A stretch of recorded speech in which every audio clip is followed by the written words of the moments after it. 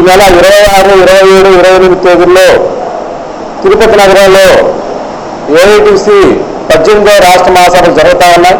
16వ తేదీ భారీ ర్యాలీ 1,00,000 మందితో నిర్వహించబోతా ఉన్నారు. మరి ఆ ర్యాలీకి నెల్లూరు జిల్లా నుంచి కూడా ఏఐటీసీ కార్మికులు, కమ్యూనిస్ట్ పార్టీ కార్యకర్తలు, సానుభూతి పరులు, ప్రజలందరూ కూడా వేలాదిగా పాల్గొనాలని చెప్పి ఏఐటీసీగా మేము ప్రజలను కోరుతా ఉన్నాం. ఈరోజు నరేంద్ర మోడీ అధికారంలోకి వచ్చిన తర్వాత కార్మికులను చిన్న చూపు చూస్తూ వారు కడుపు కొడుతూ కార్పొరేట్ వ్యక్తులకు రెడ్ కార్పొరేట్ వేసి ఈరోజు వాళ్ళని స్వాగతిస్తూ ఉన్నారు. ఈరోజు అనిల్ అంబానీ, ఆదాని వంటి వాళ్ళు కోట్ల నుంచి ప్రపంచ కుబేరుల స్థాయిలో పోటీ పడే స్థాయికి వెళ్ళిపోయారు.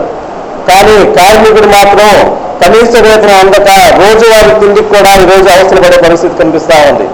మేము కార్మికుల పక్షాన కార్మికుల కొరకు అనేక చట్టాలు చేశాము. కార్మిక సంక్షేమ ప్రభుత్వం మాదని చెప్పి నరేంద్ర మోడీ గొప్పలు చెప్తా ఉన్నాడు. కానీ ఈరోజు ఎక్కడ కూడా కార్మికులకు ఆశించిన స్థాయిలో వేతనం అందించడం లేదు. పని గంటలు పెంచుతా ఉన్నాడు. కార్మికులకు అండగా ఉండి లేబర్ కోర్సును రద్దు చేస్తా ఉన్నాడు. మరి ఏ విధంగా నరేంద్ర మోడీ కార్మిక ప్రభుత్వం చెప్పుకుంటారనేది ఆయన ఒకసారి ఆలోచించాలి.